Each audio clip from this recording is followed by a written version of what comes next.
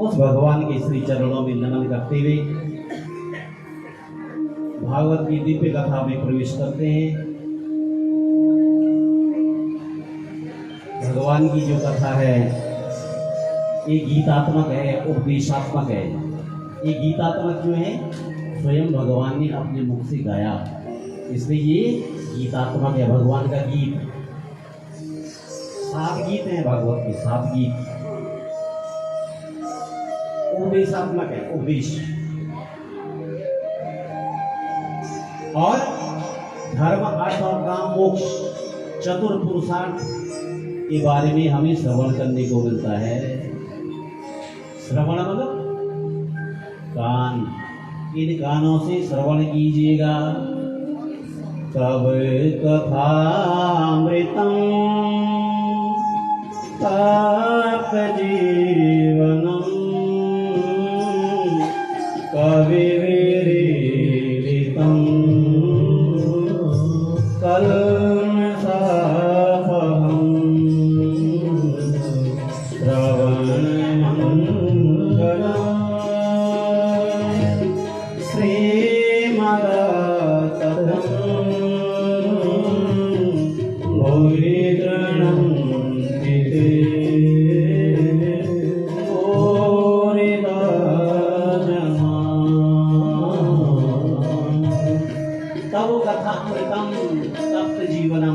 भगवान की कथा। कथा का मतलब क्या होता है? कथा, कथा को उल्टा कर दो तो क्या हो जाएगा? थाक। और थाक बोलते कभी कभी पहाड़ी भाषा में बहुत थाक लगी, थक। जो जीवन जन्म जन्मांतर की थकान को मिटाता है उसको बोले कथा।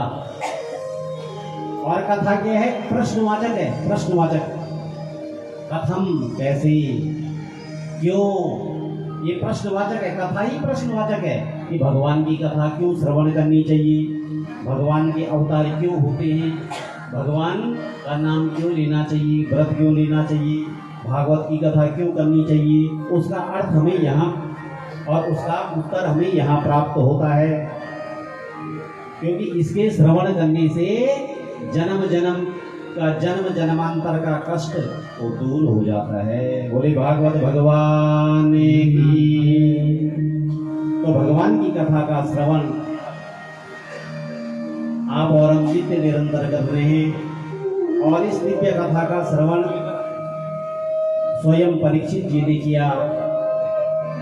और परीक्षित जी ने क्यों किया ये आप सभी जानते हैं। क्योंकि उनके जीवन में मृत्यु आ गई थी, मृत्यु को सुधारने के लिए। वो तो बड़े धर्मात्मा थे, पर धर्मात्मा से भी गलती हो जाती है। इसलिए हमारी गलतियों को सुधारने के लिए, जीवन में गलतियों को सुधारने के लिए भगवान की कथा श्रवण की करनी चाहिए। बार बार सुनो, एक बार नहीं, बार बार। 3 पुस्तक अपने जीवन में जरूर रखो।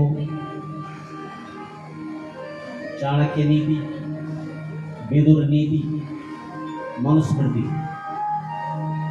3 पुस्तकों को तो घर में जरूर रखना चाहिए। रामायण को जरूर रखो घर में। संडे के दिन सब लोग पढ़ो। अरे एक पेज तो पढ़ सकते हैं, 1 चौपाई डेली पढ़ो। रामचरितमानस को, भागवत का 1 श्लोकार्धम श्लोकपादम हुआ, आधा श्लोक भी भगवान का। अगर वो भी नहीं कर सकते हैं, ओम नमो भगवते वासुदेवाय का चिंतन कीजिएगा हमेशा। अगर ये भी नहीं हो सकता है तो करारविंदेन पदारविंदम मुखारविंदे विनिवेशयन्तम वटस्य पत्रस्य पुटे शयानम पादम मुकुंदम मनसा स्मरा। अगर ये भी नहीं कर सकते हो तो शांताकारं भुजगशयनं पद्मनाभं सुरेशं विश्वभारं गगनसदृशं मेघवर्णं शुभांगं लक्ष्मीकान्तं कमलनयनं योगिभिर्ध्यानगम्यं वन्दे विष्णुं भवभयहरं सर्वलोकैकनाथम्। बोलेंगे तो भगवान प्रसन्न हो जाएंगे, क्योंकि भगवान का नाम क्या है? शांताकार है, शांत है हमेशा, आध्यात्मिक, आदिदैविक, आदि भौतिक, इसलिए उनका नाम है शांताकार। और गुण के नाम के साथ में गुण भी भगवान के हैं, इसलिए भगवान शांत हैं। और शांति ही आकार का ध्यान करना चाहिए। अगर तुम गुस्से वाले का ध्यान करेंगे सुबह सुबह तो गुस्सा आ जाएगा, अगर सुबह सुबह काली का ध्यान करोगे तो वो भी दिक्कत है। इसलिए सुबह शांत आकार, तो देवी का जो रूप है प्रथमम शैलपुत्री च, उसका ध्यान कीजिएगा, उसमें भी देवी प्रसन्न हो जाएगी। सर्वमंगल मांगल्ये,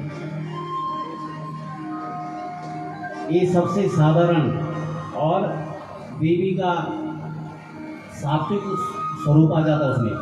सर्वमंगल मांगल्ये शिवे सर्वार्थ साधिके शरण्ये त्र्यंबके गौरी नारायणी नमोस्तुते। देवी में कोई गुस्सा नहीं है। गुस्सा तो तब हुआ जब मधुकैटभ आदि उत्पन्न हुई, चंडमुंड का वध किया, तब देवी को गुस्सा आया। ये तो देवी का तो शांत रूप है, क्योंकि देवी के 3 नाम मुख्य हैं। एक नाम है धात्री, धात्री मतलब गर्भ में धारण करने वाली, जन्म देने वाली जननी, और दूध पान कराने वाली अम्बा। ये माता जी के नाम है। चाहे आप उस माता जी को बोलो, चाहे अपनी जन्म देने वाली माता को बोलो, ये 3 नाम उस माता के भी है जिसने हमें जन्म दिया। और उस देवी का नाम भी है, तो आप किसी रूप में भी याद कर सकते हैं। पर सात्विक भाव हो, यादृशी भावना यस्य सिद्धिर्भवतु तादृशी।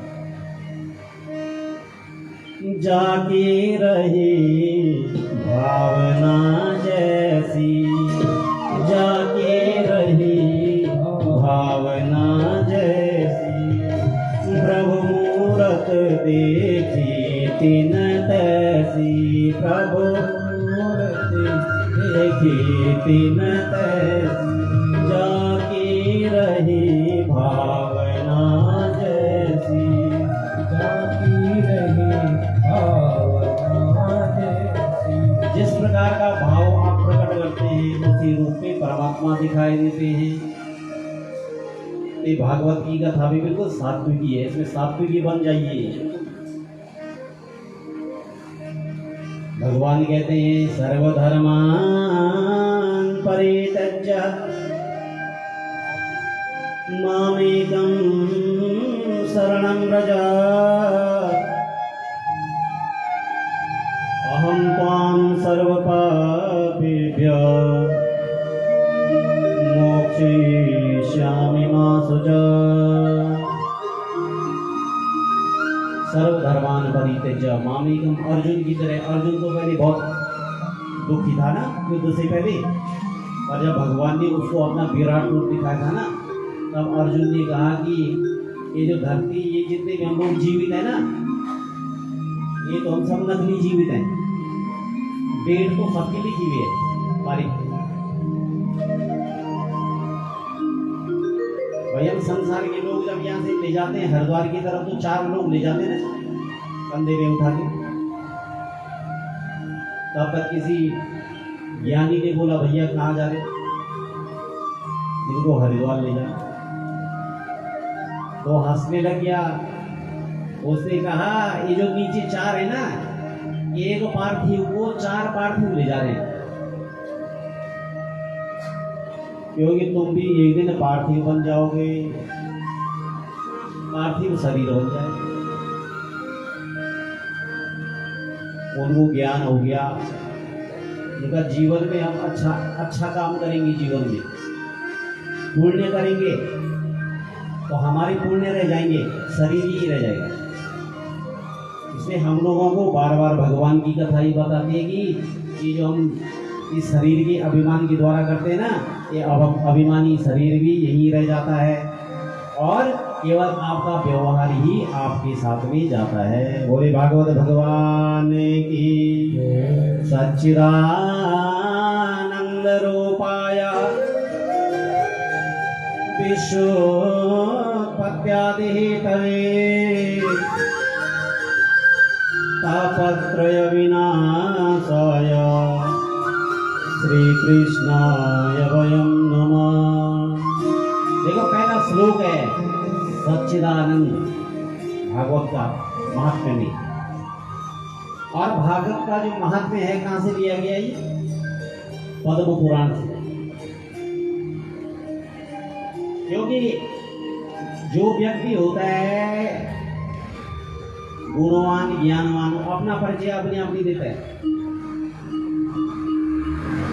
हम लोग अपना परिचय दे देते मैं बहुत अच्छा आदमी हूं, मेरी बराबर अच्छा आदमी नहीं है कोई, है ना। परंतु तो भागवत में देखो परिचय कौन दे रहा है? पद्म पुराण, दूसरा पुराण दे रहा है भागवत का परिचय। हमें यहाँ ये सीखना चाहिए कि हमारा परिचय भी दूसरा दे। मैं अपने मुख से अपने परिचय न दूं, दूसरा देगी फलाने ऐसे ऐसी भागवत का परिचय पद्म पुराण में दिया जा रहा है। और सबसे पहले क्या है? सत शब्द है। सत भागवत में सत्य क्या है? अविनाशी, वो कभी समाप्त नहीं होता है।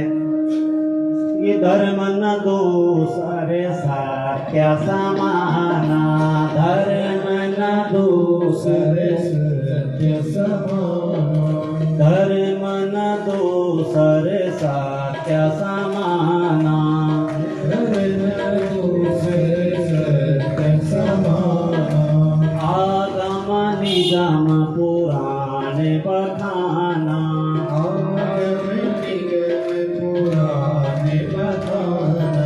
धर्म न दूसरे सत्य समाना, धर्म न दूसरे सत्य समाना।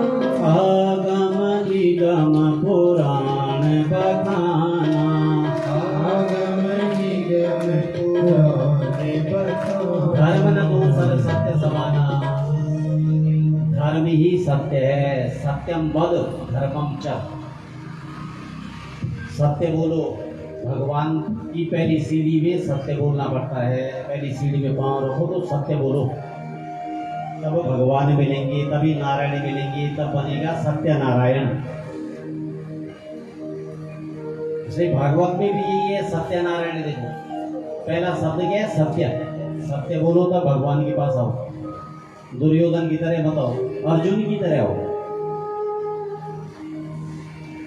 दुर्योधन भी तो आया था भगवान के सामने में, पर कहाँ आया था?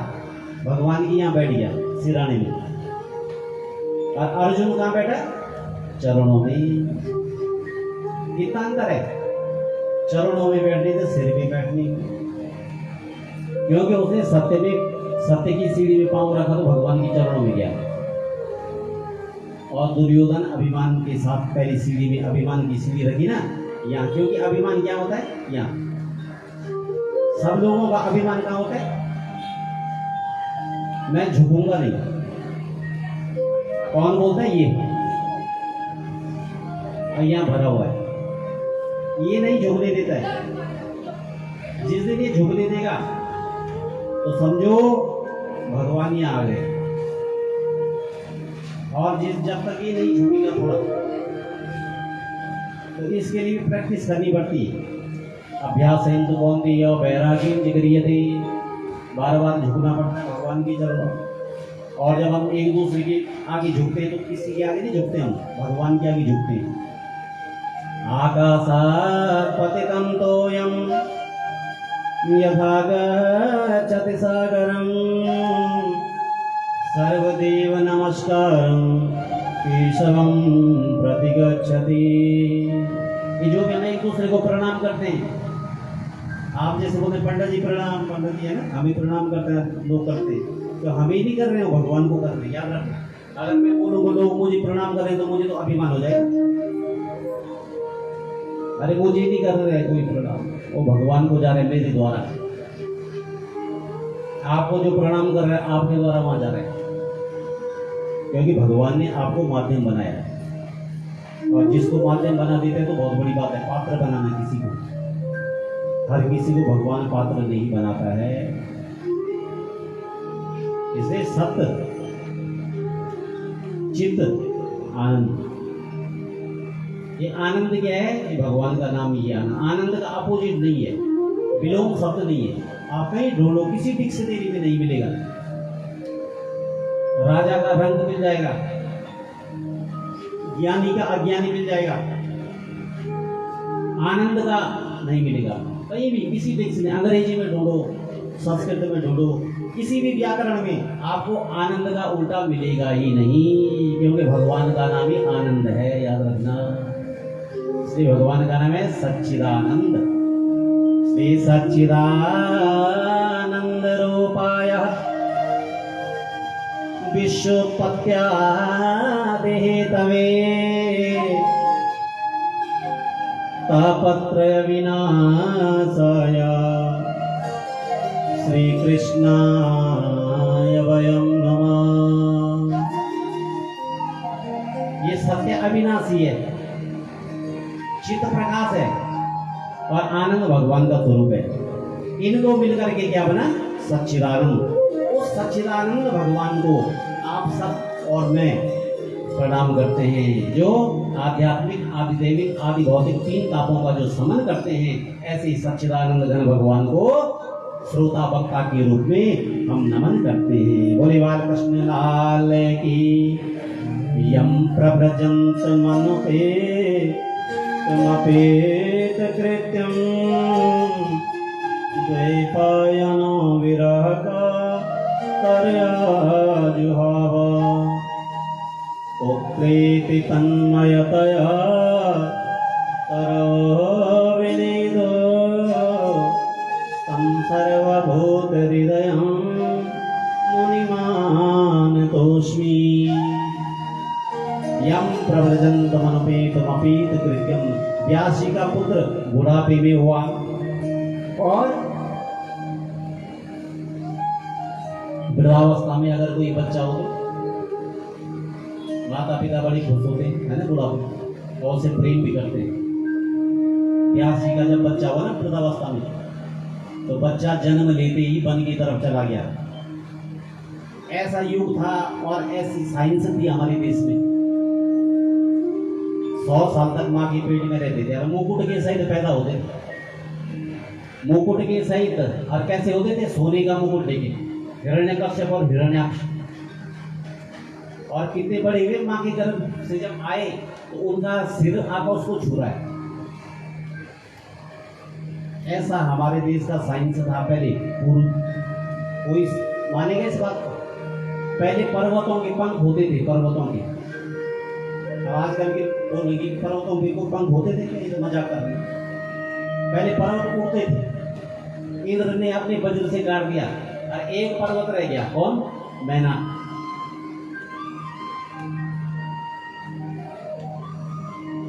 हमारे देश में दूध दही की नदी बहती थी, दूध दही की नदी। जैसे पानी बह रहा है ना, ऐसा दूध दही की नदी बहती थी। ये हमारा देश है जहाँ सत्य अहिंसा और धर्म का पग पग लगता डेरा। जहाँ सत्य अहिंसा और धर्म का पग पग लगता डेरा, वह भारत देश है मेरा, वह भारत देश है मेरा। जहाँ डाल डाल पर सोने की चिड़िया करते हैं बसेरा, जहाँ डाल डाल पर सोने की वह भारत देश है मेरा, वह भारत देश है मेरा, वह भारत देश है मेरा, वह भारत देश है मेरा। जहाँ सत्य अहिंसा और धर्म का, जहाँ सूरज सबसे पहले आकर डाली अपना डेरा, वो देश है हमारा पूरब। जैसे पूरब को ही प्रणाम कीजिए, पश्चिम को प्रणाम नहीं करना चाहिए। हमारे यहाँ पूरब को प्रणाम करते हैं, क्योंकि नारायण के दर्शन पूरब में होते हैं। जैसे व्यास जी की जब संतान हुई पुत्रावस्था में तो बड़ी चिंतित हो गए, और जब चिंतित हो गए तो पुत्र जवाब दे रहे वृक्षों के द्वारा, पहले वृक्षों के द्वारा जवाब दे रहे, कौन किसका पुत्र कौन किसका पिता। कभी कभी दादाजी भी नाती बन के आते हमारे घर में, जो कभी कभी मेरे दादाजी हमारे दादाजी होते हैं ना, वो हमारे घर में नाती बन के आ जाते हैं, क्योंकि बोलते हैं वो समय वृद्धावस्था में तो छीछी करता था मेरे से। हम कभी कभी बूढ़े आदमियों के वो करते हैं ना, छीछी करते हैं, जब मलमूत्र करते हैं ना वृद्ध लोग, हम बोलते हैं, और बच्चे के मलमूत्र से नहीं करते ना, तो वो बूढ़ा बोलता है ठीक है तुम मेरे मलमूत्र से छी वो कर रहे ना घृणा, अब मैं तेरा ही नाती बनूंगा, तब वो मलमूत्र से तो घृणा नहीं करेगा।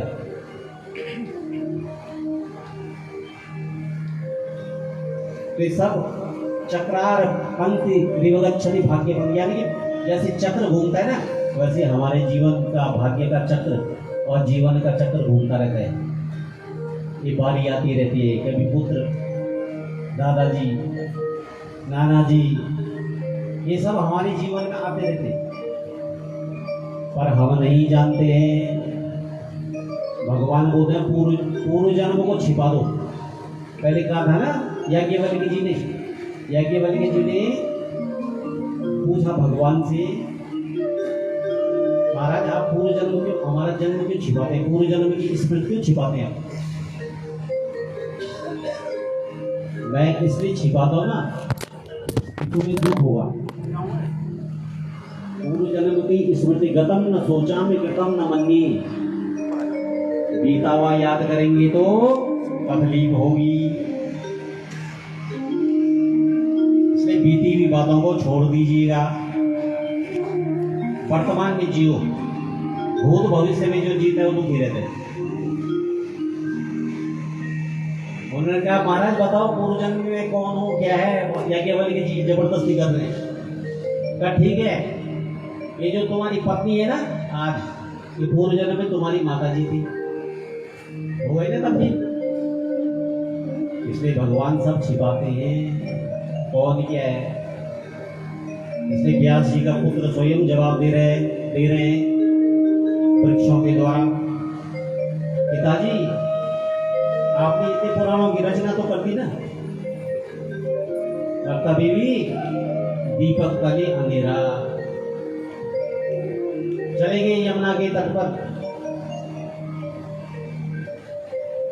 अबे सुखदेव जी हुए कैसे, व्यास जी बैठे हुए हैं सरस्वती नदी के तट पर, हिमालय क्षेत्र में बैठे हुए थे, तो उन्होंने एक अंडे से एक लाल लाल बच्चा निकलता हुआ देखा पक्षी का, और दोनों पक्षी प्रेम से उसको दाना खिला रहे हैं। व्यास जी के मन में आया कि इस बच्चे से इतना प्रेम कर रहे हैं तो क्या ये बड़ा होकर के माँ बाप की सेवा करेगा। व्यास जी मन में विचार ही कर रहे थे, और ये सोच रहे हैं मन ही मन में कि जब ये बड़ा होगा क्या पिताजी की अर्थी को साथ कंधे में ले जाएगा क्या, कि कभी माता पिता का श्राद्ध करेगा ये बच्चा, पक्षी का बच्चा। मन में विचार कर रहे थे, इतने में घृताची नाम की अप्सरा आ गई, वो सुखी का रूप धारण करके। अब घृताची को देख करके सोचा कि इसको मैं पत्नी के रूप में मानूं कि अप्सरा के रूप में मानूं। वो पक्षी बन गया सुखी। उसी समय अरणि मंथन कर रहे थे, वो तो चली गई। अरणि मंथन करते करते उनके तेज से एक बालक हुआ, उस बालक को हिमालय से नीचे लाई, गंगा में स्नान कराया सुंदर, और स्नान करा करके उस बच्चे को उस दिन के पश्चात वो बड़ा हुआ, घर छोड़ करके चला गया। पिता को दुख हुआ। जब पिता को तकलीफ हुई तो तब बालक पिता को समझा रहे, पर यमुना के तट पर चली गई, अपने शिष्यों को भेजा। बरहा पेणम नडवर वपो कर्णयो कर्णिकारं विप्रदवास कनक कपिशं वैजयन्तीं जिमालां रन्ध्रां वेणुरदर्शदया पूर्यं गोपवृन्दे बृन्दारण्यं शबदरमणं गीतकीर्ति। जब सुना बरहा पीड़म नटवर बमो, बरहा कौन? मोर, पीड़म मोर पंख, क्योंकि निष्काम होता है ना, इसलिए भगवान ने सब अपने सिर में लगा दिया मोर पंख को, निष्काम होता है। सभी बोलते हैं निष्काम हो के दिन रात गाऊं गोविंद दामोदर माधव। भगवान के सिर पर वो ही बैठ सकता है जो निष्काम रहेगा, सकाम वाला नहीं बैठ सकता है, भगवान के सामने भी नहीं बैठ सकता है। निष्काम वाला बैठ सकता है। सर्वधर्मान परित्यज्य मामेकं शरणं व्रज। इसलिए जब सुना तो फिर दूसरा श्लोक भी कहा, अहो बकीयं स्तनकालकूटं जिघांसयापा ये यदाप्यसाद्वी लेवे गतिं धा रुचितां दतोऽन्यं कं वा दयालुं शरणं व्रजेमा। अहो बकी, बकासुर की भगनी बकी पूतना भगवान के सम्मुख आई जहर लेकर के, माँ का भेष बना करके, परंतु धात्री अपनी माँ से आगे पहले ही उसको मोक्ष दे दिया। ऐसा कौन होगा? जब ये सुना, कहाँ मिल रहे भागवत, कहाँ सुना? उनका भागवत में इतना भंडार है, आप चलो लौटे तो अपने पुत्र को नहीं पढ़ाया आपने। आप ही देखते हैं कि आपका बच्चा आपसे नहीं पढ़ता है तो आप ट्यूशन भेजते हैं दूसरे के पास, चाहे आप कितने भी ज्ञानी है, आप कितना भी पढ़ेंगे, पर बच्चे को दूसरे के घर में भेजना पड़ेगा, दूसरा टीचर अध्यापक बनाना पड़ेगा। आपके पास आपका बच्चा नहीं पढ़ेगा, जाओ आप जनक जी के पास चल जाओ। पहले राजा जनक के पास गए, बड़े ज्ञानी थे। वो ज्ञानी कैसे हो गए?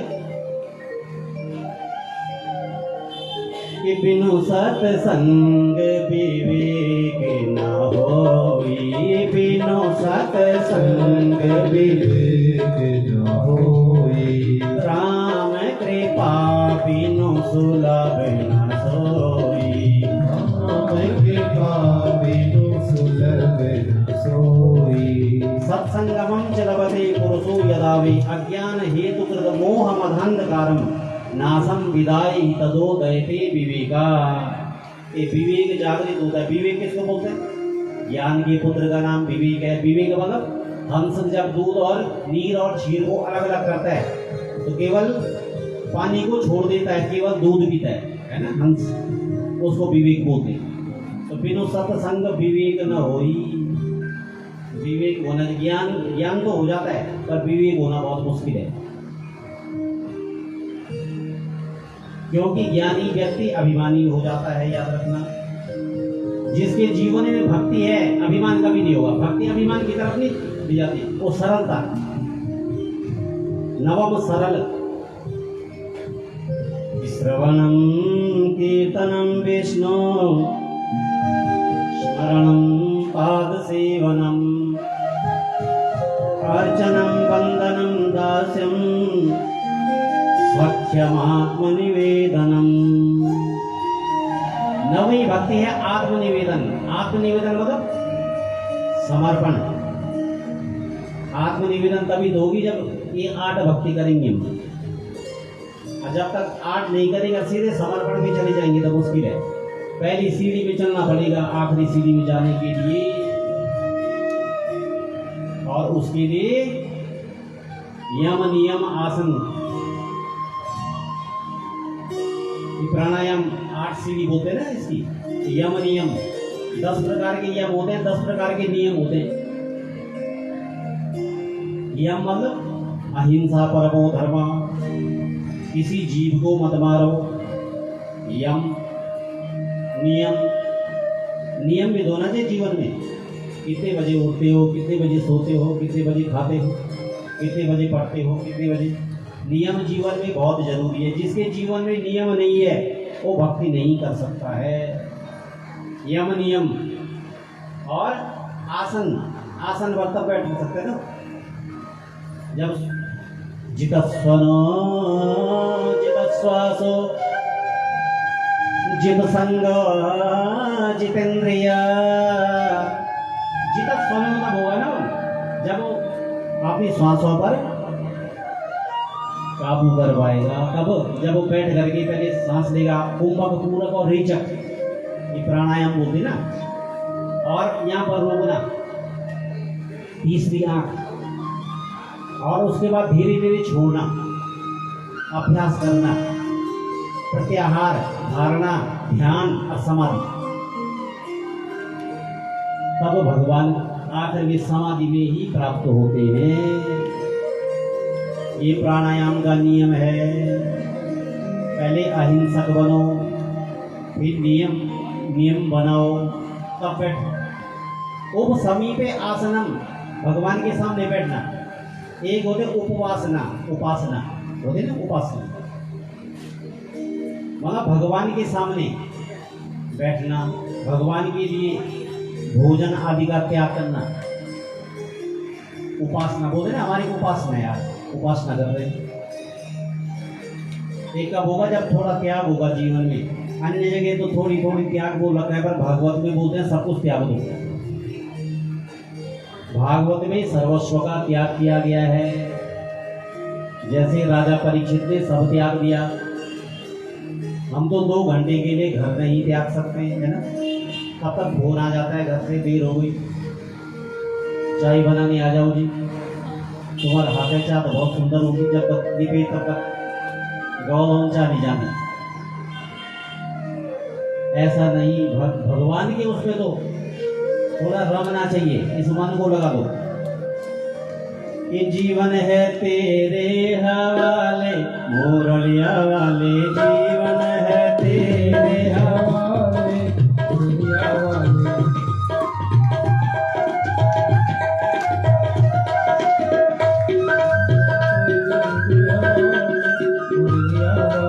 जीवन है तेरे हवाले, मुरलिया वाले जीवन है तेरे हवाले, मुरलिया वाले। प्यारे मुरलिया वाले मेरे सवारिया, प्यारे मुरलिया वाले मेरे सवारिया, प्यारे मुरलिया वाले मेरे सवारिया, प्यारे मुरलिया वाले मेरे सवारिया, मेरे सवारिया, मेरे सवारिया, मेरे सवारिया, जीवन है तेरे हवाले, मुरलिया वाले, जीवन है तेरे हवाले, मुरलिया वाले। जय हो। उस मुरली वाले से ही प्रार्थना करें, हे प्रभु ये जीवन सर्वस्व आपको अर्पण करते चले। त्वदीयं मस्तु गोविंदा त्वमेव समर्पयामि।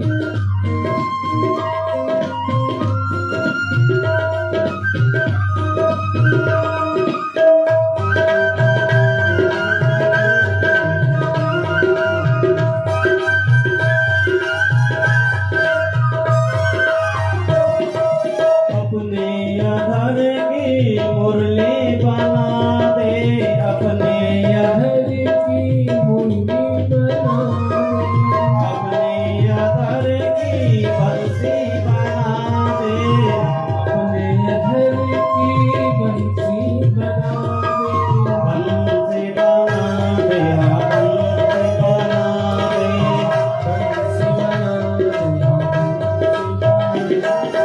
अपने अधर की मुरली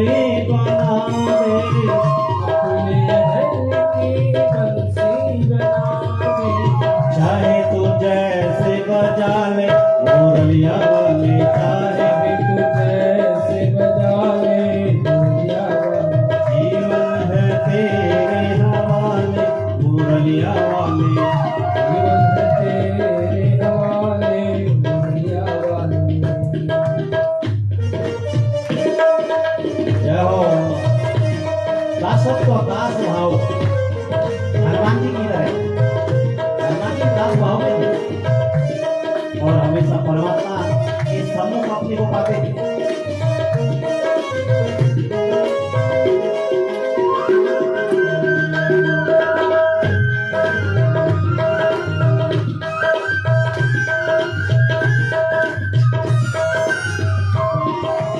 अपने चरण की दासी बना ले, अपने चरण की दासी बना ले, अपने चरण की दासी बना ले, अपने चरण की दासी बना ले, दासी बना ले, हाँ दासी बना ले, हाँ दासी बना ले,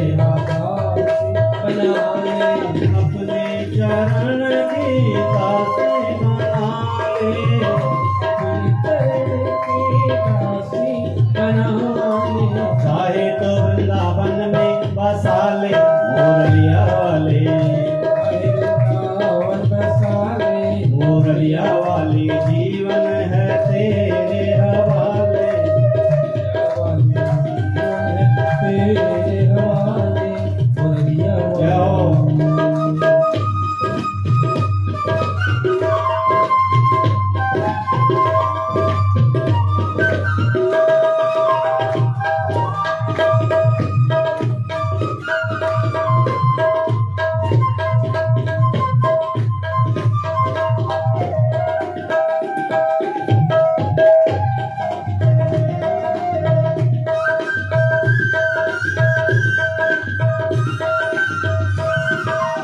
जीवन है तेरे हवाले मुरलिया वाले, जीवन है तेरे हवाले मुरलिया वाले, जीवन है तेरे हवाले मुरलिया वाले, जीवन है तेरे हवाले मुरलिया वाले, प्यारे मुरलिया वाले मेरे संवरिया, प्यारे मुरलिया वाले मेरे समरिया, मेरे संवरिया, मेरे समरिया, मेरे संवरिया, मेरे समरिया, जीवन है तेरे हवाले मुरलिया वाले, जीवन है तेरे हवाले मुरलिया वाले, जीवन जीवन है तेरे हवाले, मुरलिया वाले, जीवन है तेरे हवाले मुरलिया वाले, जीवन है तेरे हवाले।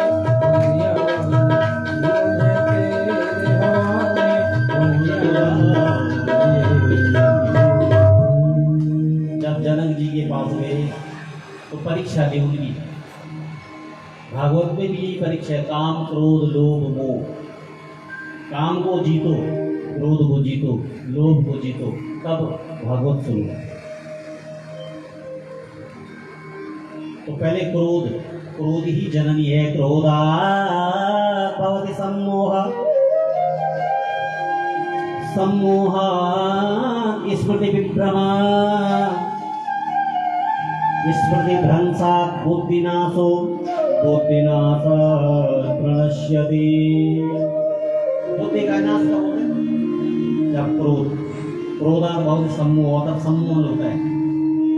कोई चीज सम्मोहन और उसके पश्चात न मिले तो क्या हो जाता है? कामात् क्रोधो भी जायते,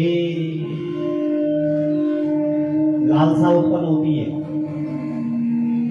इसलिए जाय विधि राखे राम ताई विधि रही है। तो भगवान से कहिए कि जो तेरी मर्जी है, महलों में रखे चाहे झोपड़ी में वास में, जो आनंदित है वही, यही तो आनंद है। और जो आनंद को बाहर ढूंढता है उसको कहीं आनंद नहीं मिलता है, या तो कोई भी हो। जो अपने घर में आनंद है उसको हर जगह आनंद प्राप्त होता है।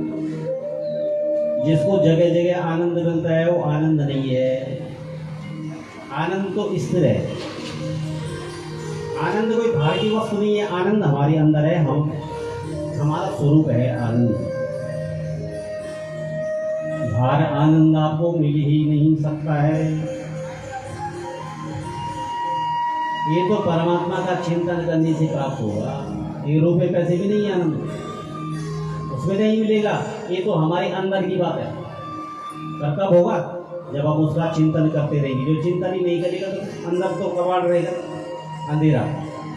जब बल्ब जलाएंगे, लाइट है, सब कुछ है, माइक है, पर इसमें बोलने वाला नहीं है, तो क्या है? इस माइक का लगना बेकार है, लाइट का होना बेकार है, तब आनंद नहीं मिलेगा। सब कुछ है पर बल्ब फ्यूज है, लाइट है, सब कुछ है, पर आपका बल्ब फ्यूज है। बल्ब नहीं चेंज करोगे तो लाइट नहीं मिलेगी। वही आनंद का स्वरूप है भैया। ये बल्ब चेंज करना पड़ेगा। जीवन का जो हमारे जीवन में जो झंझावात है ना, ये चेंज करनी पड़ेगी। ये कब होगा? बिनु सत्संग भाग्यो दैन बहुजन्म समाज देना सत्संगमं च लभते पुरुषो यदा वे यद्दर्शनं च विनिहन्त्य शुभानि सद्य श्रेयस्तनोति भवदुःखदवार्तितानां निःशेष शेष मुख गीत कथय कपाना। प्रेमा प्रकाश, प्रेम भी जीवन में लाना पड़ेगा, तब प्रकाश आएगा। तभी श्रवण कथायाम, तब भगवान की कथा का श्रवण करेंगे। जब तक प्रेम नहीं है, इसलिए प्रेम कब बढ़ेगा? जब आप हर प्राणी से प्रेम करेंगे। सिया राम माया सब जग जानी, सिया राम माया सब जग जानी। करहु प्रणाम जोरी जुग पानी, करहु प्रणाम जोरी जुग पानी। सिया राम माया सब जग जानी, करहु प्रणाम जोरी जुग पानी, करहु प्रणाम जोरी जुग पानी। सिया राम माया सब जग जानी, करहु प्रणाम जोरी जुग पानी। और अब व्यास जी के नंदन जब जनक जी के यहाँ गए ना, तो क्रोध को भी जीत दिया, काम को भी जीत दिया। 3 दिन तक रही दरवाजे पर, क्रोध नहीं किया। जो लोग क्रोध नहीं करते हैं वो जितेंद्रिय होते हैं। और जो छोटी सी बात में गुस्सा कर देते हैं, पानी नहीं आया जी, खाना नहीं मिला, जैसे कंट्रोल अभ्यास। और जो इसके अभ्यास बन जाते बहुत बड़े। जो खाना खा के चुपचाप उठ जाते हैं, अतः बनाने वाली जब खाती है तो बोलते रही नमक नहीं है। तो जो खा रहा था चुपचाप खा के चुपचाप चला गया ना, उसने नहीं बोला कि नमक कम है। वही जितेंद्रिय है।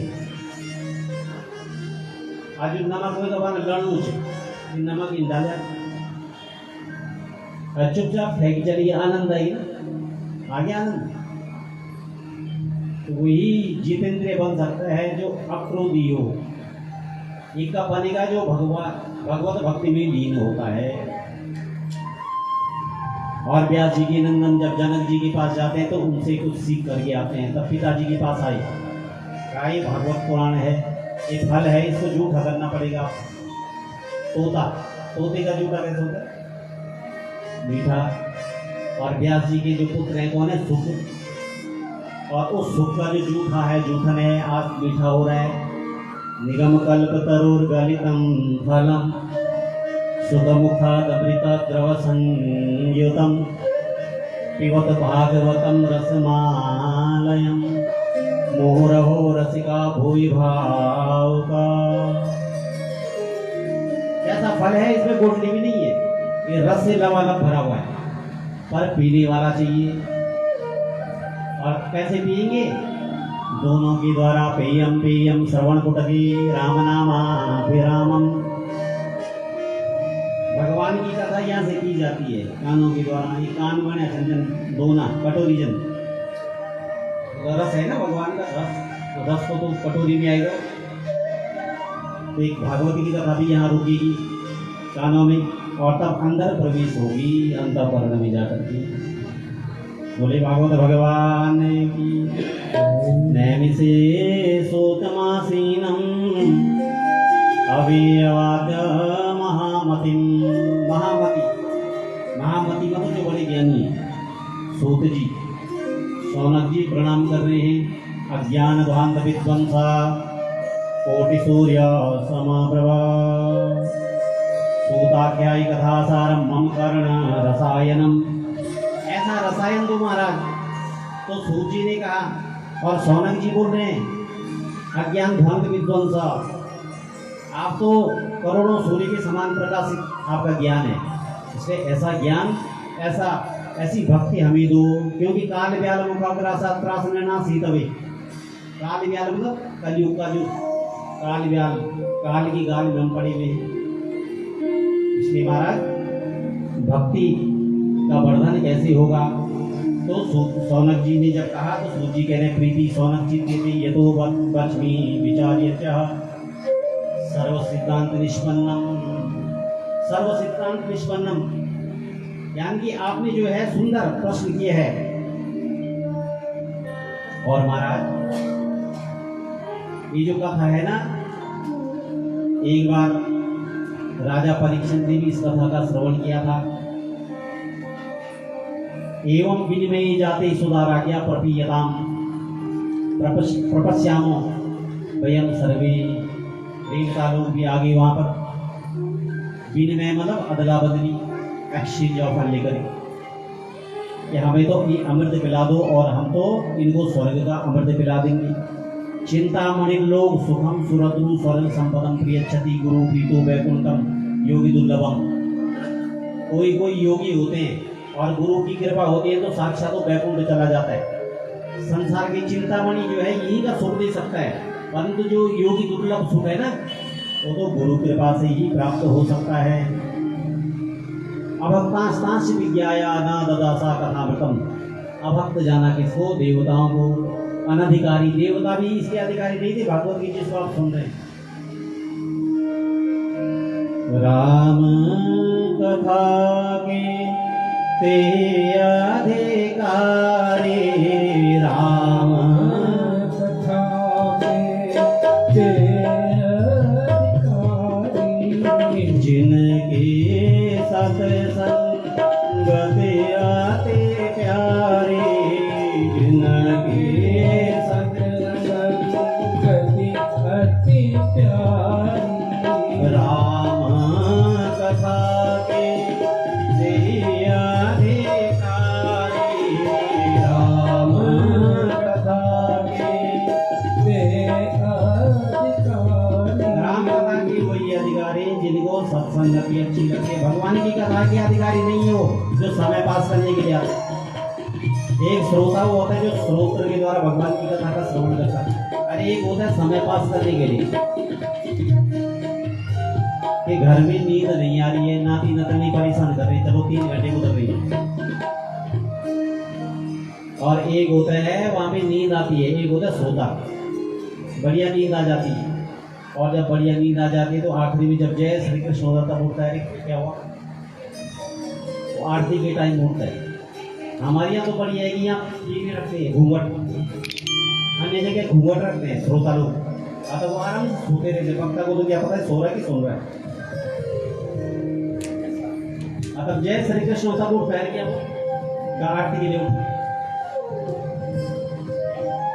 ऐसी स्थिति में होती है श्रोता, इसे श्रोता बन करके भगवत कथा का श्रवण करना चाहिए। सूत जी कह रहे हैं अत्र ते कीर्तिष्यामि भक्तियुक्तं कथानकं सुखीनामं यत्रोक्तं महाशिष्यं विचार्य च।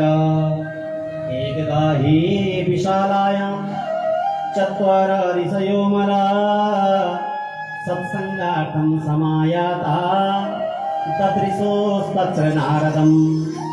एक बार की बात है, देवर्षि नारद जी बद्रीनाथ में चले गए। सनक सनंदन आदि चारों भाई भगवत कथा श्रवण कराने के लिए वहां पर आए हुए हैं बद्रीनाथ धाम में। पवन मंद सुगंध शीतल हेम मंदिर शोभित निकट गंगा बहत निर्मल श्री बद्रीनाथ विश्वम्भरम। श्री बद्रीनाथ विश्वम्भरम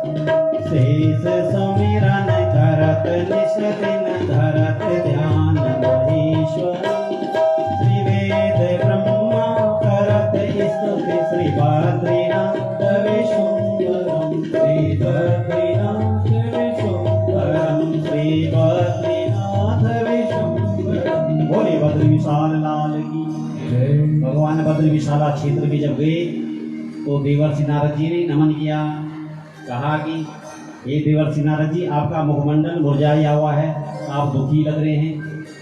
नारद जी ने कहा, अहम तो प्रथम यातो ज्ञात्वा सर्वोत्तमामिति पुष्करम च प्रयागम च काशीं गोदावरीं तथा हरिक्षेत्रम कुरुक्षेत्रम श्रीरंगम सेतुवंदनम एवमादिषु तीर्थेषु भ्रममाणायतस्तथा। महाराज, अहम तो प्रथम या तो सारी पृथ्वी में घूमा, हरि क्षेत्र हरिद्वार गया कि कोई तन दुखी, कोई मन दुखी, कोई धन बिना रहे तो उदास, थोड़े थोड़े सब दुखी, सुखी राम के दास। देवर्षि नारद जी ने सबको दुखी देखा, सुखी कोई नहीं। दीन कहे धनवान सुखी, धनवान कहे सुख राज को भारी, राजा कहे महाराज सुखी, महाराज कहे सुख इंद्र को भारी, इंद्र कहे सुख चतुरानन को सुख, ब्रह्म कहे सुख विष्णु को भारी। तुलसीदास विचार कर हरि भजन बिना सब जीव दुखारी। संसार में हर व्यक्ति एक दूसरे को बोलते तो बहुत धनवान होगा, टिकटॉप धोनी इधर टिपटॉप बोलते तो करोड़पति जी। दीन कहे धनवान सुखी, धनवान कहे सुख राजा को भारी, और राजा कहे महाराज सुखी, महाराज कहे सुख। और वही नहीं पता जी क्या तो कर्ज चुके करे, उधर नकली है, सुनो चुप। अंदर से प्रसन्नता बहुत कम है। ऐसी स्थिति जब देवर्षि नारद जी ने देखी तो कह रहे हैं सनत कुमारों से, महाराज सत्यम नास्ति तपो शौचम दयादानम न विद्यते उदम्बरणो जीवा बराका कोट भाषिना। बराका कोट भाषी हो गए लोग, अच्छी बात नहीं हो। तरुणी प्रमुदागे ही चालको बुद्धि लाएगा, कन्या विग्रणो लोभा दंपति नाम कल्पनम। और रिश्ता भी हम ऐसा करते हैं कि अपने से ऊपर देखते हैं, कभी तो कलगनम होता है जीवन में, कबलाट।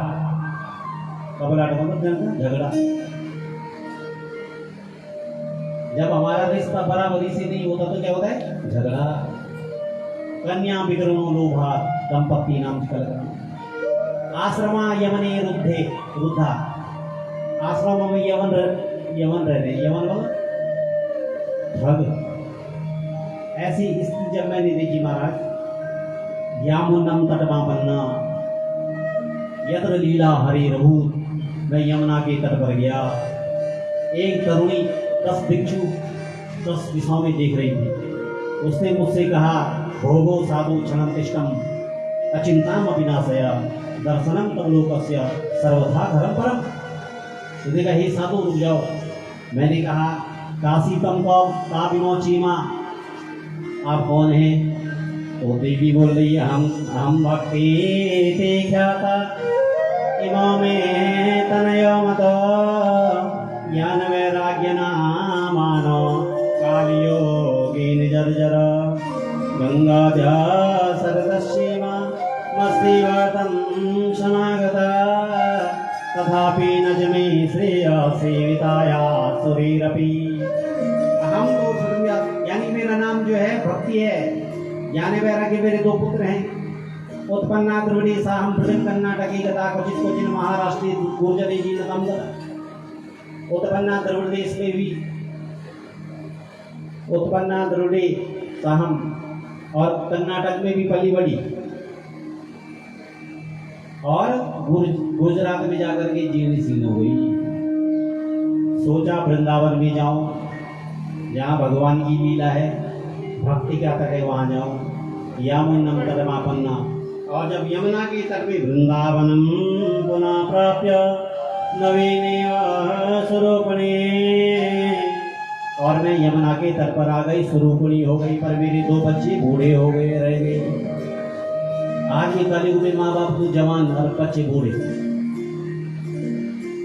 महाराज क्या होगा? नारद जी ने कहा, सुनो सवैता वाले योयम दारुण कली, ये कलयुग का दोष है, ये कलयुग का ही तो दोष है। 4 साल के बच्चे के चश्मे लग जाते हैं, 4 साल के बच्चे के बाल सफेद हो जाते हैं, तो कलयुग तो है, एक घोर कलयुग है। हम बोल रहे थे कलयुग है, कली प्रथम चल रही, तो ये तो कलयुग है। परंतु कलयुग में एक और बात भी है कि कलयुग केवल नाम आधारा, कलयुग कलयुग केवल नाम आधारा, कलयुग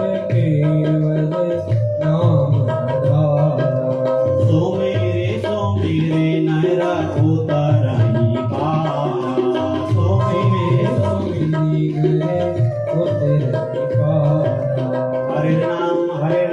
हरे नाम न केवलम कला नास्तेव नास्तेव नास्तेव गतिरन्यथा। कलयुग तो बहुत सुंदर युग है। नाम लेते रहो, श्रवन्त्य गायन्त्य गृह्णन्त्य वीक्षणसा स्मरन्ति नन्दन्ति तवे हितं जना ताएव पश्यन्ति चिरेण तावकम् और भवा प्रवाहो परमं पदं भुजम्। हम तो भव सागर से पार हो सकते हैं, नाम लेकर के ही भव सागर से पार हो सकते हैं। इसलिए भक्ति धैर्यम तो यो धीमान सा धीरा पंडितो ध्रुवा।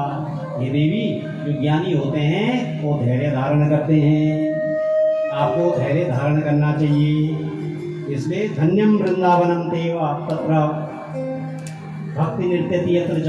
धन्य है वृंदावन भूमि के लिए जहाँ भक्ति देवी नृत्य करती है, क्योंकि भक्ति कौन है? भगवान की पत्नी का नाम है। और भगवान पैसा रुपए सब दे देते, पर भक्ति नहीं देते जल्दी से। भक्ति किसी किसी को मिलती है, और ये भक्ति क्या है? सभी बोलते हैं भक्ति भक्ति। ये प्रथम भगति संतन करे संगा, प्रथम भगति संतन करे संगा, दूसरी रति